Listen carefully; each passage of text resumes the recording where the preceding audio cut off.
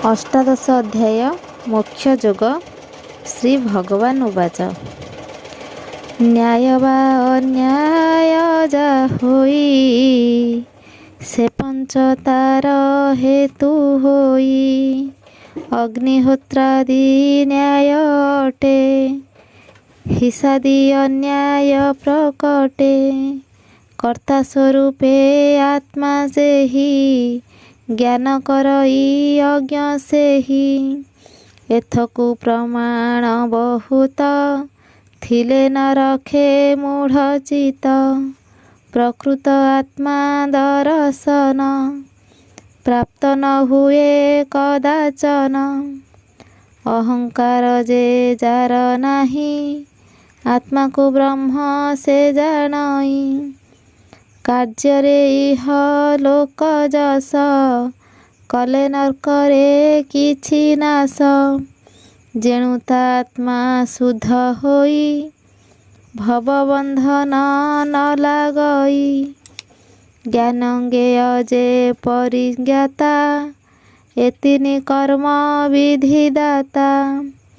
କରଣ କର୍ମ କର୍ତ୍ତା ପଣି ଏତିନି ଆଶ୍ରୟ ଯେ ଜାଣି ଜାଣିବା ଇଚ୍ଛା ଜ୍ଞାନ ନାମ ଜାଣିବା ଯୋଗ୍ୟ ଜ୍ଞେୟ ନାମ ଏବେନି ଯାହାକୁ ଇଚ୍ଛନ୍ତି ପରିଜ୍ଞାତା ତାକୁ କହନ୍ତି ଯାଦ୍ୱାରା କାର୍ଯ୍ୟ କରାଯାଏ କରଣ ବୋଲି ତାକୁ କହେ ଯେ କରେ କର୍ତ୍ତା ସେ ଅଟଇ ସମସ୍ତ କହିଲି ବୁଝାଇ ଏ ଜ୍ଞାନ କର୍ମ କର୍ତ୍ତା ମାନ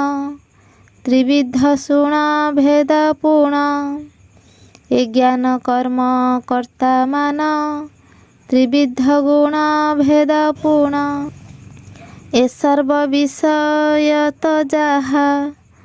ଯଥା ବିଧାନେ ଶୁଣ ତାହା ସର୍ବଭୂତରେ ଏକ ଜାଣ ବସଇ ଯେ କରଇ ଜ୍ଞାନ ଅଖଣ୍ଡ ଅବେୟ ଯେ ଏହି ଏ ଜ୍ଞାନ ଯାର ଉଦେ ହୋଇ ଏପରି ଜ୍ଞାନକୁ ଅର୍ଜୁନ ସାତ୍ତ୍ୱିକ ଜ୍ଞାନ ବୋଲି ଜାଣ ଯେ ସବୁ ପ୍ରାଣୀ ଭିନ୍ନ ଭିନ୍ନ ଭାବ ତାହାଙ୍କ ଭିନ୍ନ ଭିନ୍ନ ଯେବେ ସମାନ ହୋଇଥାନ୍ତା ଜଣେ ଭଖିଲେ କ୍ଷୁଧା ଯାନ୍ତା ଏପରି ତର୍କ ଆଣି ଭିନ୍ନ ଯେ କରେ ସେ ରାଜସ ଜ୍ଞାନ ଯେ ଯେଉଁ ଦ୍ରବ୍ୟକୁ ଦେଖିଣ ତତ୍ତ୍ୱଜ୍ଞାନକୁ ଉପେକ୍ଷିଣ ଏ ଆତ୍ମା କିମ୍ବା ପରମାତ୍ମା ଏ ଭାବ କରେ ଯେହୁ ଚିନ୍ତା ଯେ ସବୁ ଯୁକ୍ତି ଯୁକ୍ତ ନୁହେଁ ସେ ଜ୍ଞାନ ଅସତ୍ୟ ବୋଲାଏ ଏ ଜ୍ଞାନ ଏମନ୍ତ ଅଟଇ ପରମାନନ୍ଦକୁ ନ ପାଇ ଯେ ରାଗ ଦ୍ୱେଷ ଅଭିମାନ ବିନାଶୀ କଲେ ନିତ୍ୟ କର୍ମ ଫଳ କାମନା ତା ନ ଥାଇ ସତ୍ତ୍ୱିକ କର୍ମ ତାକୁ କହି ଯେଉଁମାନେ ଫଳ କାମନା ଆଶାରେ ନାନାଦି ଆଡ଼ମ୍ବର ସହିତ କର୍ମ କରନ୍ତି ସେମାନଙ୍କ କର୍ମକୁ ରାଜସ କର୍ମ କହନ୍ତି। ଯେ ଲାଭ ହାନିକି ବିଚାର ନ କରି ପରକୁ ପୀଡ଼ା ଦେଇ ନିଜ ନିଜ କ୍ଷମତା ବିସ୍ତାର କରନ୍ତି ଏହିପରି କର୍ମକୁ ତାମସ କର୍ମ କହନ୍ତି। ଏହା ଅଧପତନର ବାଟ। ଯେ ସବୁ ଫଳ କାମନାରେ ନାନାଦି ଯାକ ଜକମରେ କରନ୍ତି ସର୍ବ କର୍ମମାନ ରାଜସ କର୍ମ ଏହା ଜାଣ ଲାଭ ହାନି କି ନ ଦେଖିଣ କରନ୍ତି ପରକୁ ପୀଡ଼ନ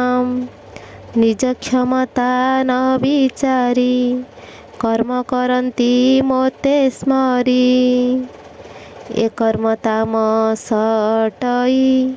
ଅଧପତନ ବାଟ ଏହି ଅସତ୍ସଙ୍ଗ କରେ ନାହିଁ ନମ୍ର ଭାଷା କହେ ଭଲ ହେଉ ବା ମନ୍ଦ ହେଉ ଧୈର୍ଯ୍ୟର ସହିତ କର୍ମ କରେ, ସେ କର୍ମରେ ସଫଳ ବା ନିଷ୍ଫଳ ହେଉ କୌଣସି କଷ୍ଟ କରେ ନାହିଁ। ଏହାକୁ ସାତ୍ୱିକ କର୍ମ କହନ୍ତି। ଫଳ ଲାଭ ପାଇଁ ଇଚ୍ଛା କରେ, ରାଗ ମଧ୍ୟ ଥାଏ, ଲୋଭ, ଅଶୁଚି, ହିଂସ୍ରକ ଏପରି ଭାବରେ କର୍ମ କଲେ ଭଲ ହୁଏ, ମନ୍ଦ ମଧ୍ୟ ହୁଏ। ଏପରି ଯେ କରେ ତାକୁ ରାଜସ କର୍ମ କହନ୍ତି। ସଙ୍ଗ ନ କରି ନମ୍ର ଭାଷି, ଧୈର୍ଯ୍ୟରେ ଉଦ୍ୟମରେ ପଶି, ସଫଳ ହେଉ ବା ନିଷ୍ଫଳ, ବିକାର ନ ଆସେ ମନର। ଏମନ୍ତ କାର୍ଯ୍ୟ କର୍ତ୍ତା ଯେହି, ସାତ୍ୱିକ କର୍ତ୍ତା ତାକୁ କହି। ଫଳରେ ଇଚ୍ଛା ଯୋଗ ଯୁକ୍ତ, ଲୋଭୀ ଅଶୁଚି ହିଂସାରତ। ହର୍ଷ ଶୋକରେ ରାଗି ହୁଏ, ରାଜସ କର୍ତ୍ତା ତାକୁ କହେ।